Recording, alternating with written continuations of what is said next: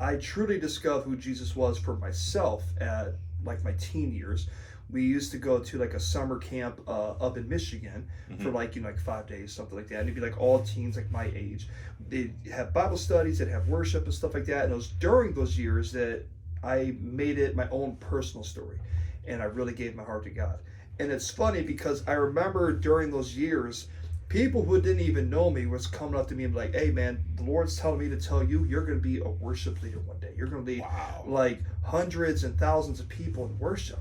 And at the time you're thinking like, "Man, I don't play guitar, I don't sing, I don't play piano. Like I'm not Kirk Franklin or Chris Tomlin, nothing like that." It wasn't making sense to me.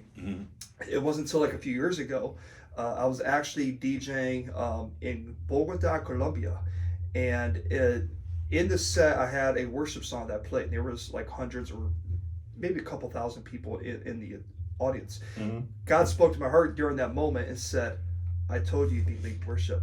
It wasn't the way you thought, but you're leading worship." I was like, wow, you could be a DJ and drama beats and a worship leader? Oh, because I noticed God has a way of doing that. Like he tells us a promise and we have our way that we think it's going to play out, and God always does it in a different way.